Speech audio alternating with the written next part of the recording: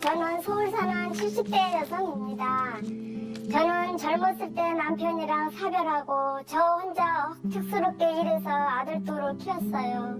다른 집 애들보다 경제적으로는 여유 있게 키운 것 같은데 솔직히 제가 엄마 사랑은 많이 못 주면서 키운 것 같아요. 그 부분은 저도 인정합니다. 그런데 얼마 전 우리 며느리의 한마디에 충격을 받았습니다. 어머니는 손주들한테 정이 없으신 것 같아요. 다른 시어머니들은 얼마나 물고 빨고 하는지 아세요? 이러는 거 있죠? 아니 그럼 내가 내 손주를 싫어한다는 얘기야? 꼭 매일 찾아가고 안고 뽀뽀하고 해야만 사랑하는 겁니까? 그렇지. 기가 막혀. 저를 아주 정림이 없는 시어머니 취급하더라고요. 나 때문에 신경 안 쓰게 하려고 얼마나 애를 쓰고 사는지 지들이 아나요? 저 제 장례식 비용까지 모으는 사람입니다. 저 혼자 쓸 돈이야 충분하죠. 근데 이 돈 펑펑 쓰다가 죽으면 자식 손주들은 어떻게 해요? 그래서 애들 목도 따로 떼어주고 나중에 제 앞에 들어갈 여행비나 장례식비도 모아두고 있어요. 이런 시어머니가 세상에 있으니까 대단하시다. 저는 지들 걱정돼서 혼자 애쓰고 산 죄밖에 없어요. 어떻게 내 마음을 몰라도 이렇게 모르는 마음을 미루어 짐작한다는 게 쉽지 않은데 만일 내가 가지고 있는 감정이나 내가 가지고 있는 느낌을 상대방에게 전달을 한다면 굳이 그 사람이 추측을 하거나 잘못 오해하는 경우들이 좀 줄어들 수 있겠죠.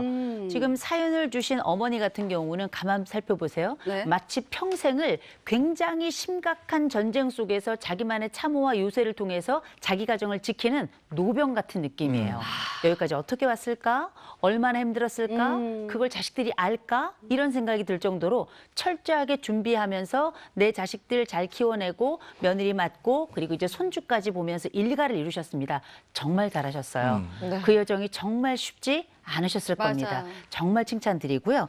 다만 우리가 사랑을 하지만 사람마다 자기 사랑의 방식이 옳다고 믿기 때문에 다른 사람의 사랑 방식을 잘 이해하지 못하는 경우들이 있어요.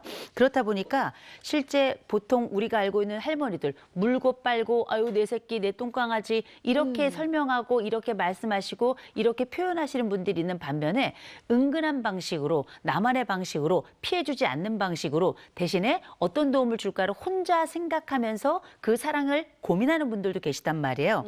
그럴 때 그 며느리에게 좀 말씀해 주셔야 됩니다. 내가 사실 좀 이런 사람이야. 그래서 내 나름대로 이런 생각을 가지고 저런 삶을 살아왔고 그래서 이렇게 하고 있는데 이런 방식이 조금 부족한가? 좀 부족할 수 있지만 내가 좀 이런 편이야 라고 설명을 해주시면 적어도 며느리가 아, 내 아이를 사랑하지 않는 건 아니신가? 맞아. 혹시 미워하시나? 이런 오해는 최소한 막을 수가 있는 거거든요. 네. 사연을 주신 어머님도 나름의 방식으로 손주들에 대한 애정을 표현하고 있으셨을 거란 생각이 들어요. 사연 속에서는 그 모습을 어떻게 찾을 수 있나요?